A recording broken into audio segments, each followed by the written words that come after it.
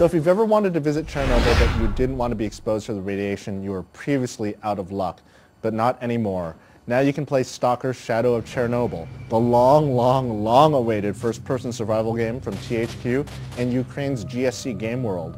S.T.A.L.K.E.R is a game that we expected to arrive years ago, and its delay created a lot of questions. Was the game too ambitious? After all, its goal of creating a virtual world to explore was a lot more complex than those found in most shooters.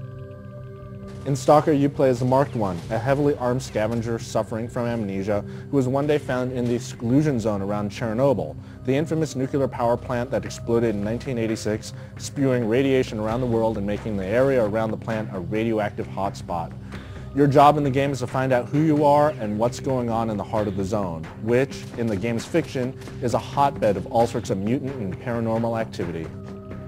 S.T.A.L.K.E.R is a blend of first-person action and role-playing. Your job is to get quests from various characters and then go off into the zone and accomplish them. There are quests related to the game's main story, but also plenty of side quests along the way.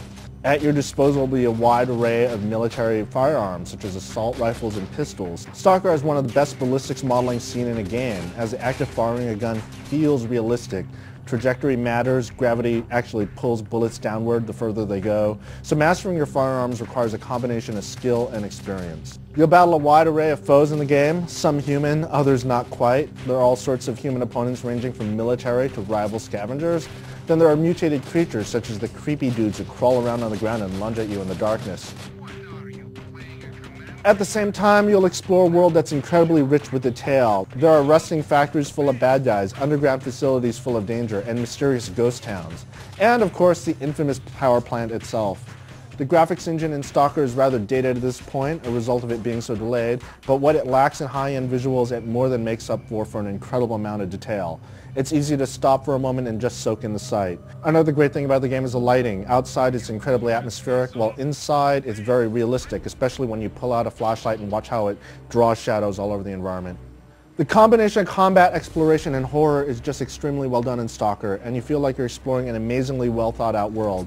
The only downside of the single player is that it does have a bunch of small, annoying bugs. The quest system is a bit broken as well, so side quests will reset or can't be accomplished. But even worse, we encountered some major issues with Windows Vista, which, according to the README file, isn't even supported in the game. THQ and GSC Game World are working to deliver a patch to address many of these issues, though. Even with these flaws, you'll just want to go back into the world of S.T.A.L.K.E.R. There are 6 or 7 endings to the game that you can explore, along with different playing styles. In one game you can try allying with one faction, but in another you can try making an enemy of them and see what happens from there. There are so many locations with hidden secrets waiting to be uncovered as well. The real meat in S.T.A.L.K.E.R is in its excellent single-player game. This is one of the most immersive, atmospheric, and engrossing first-person games that we've played, and it ranks right up there with classics such as Deus Ex. Once THQ and GSC Game World iron out the bugs, S.T.A.L.K.E.R is a game that you should definitely play.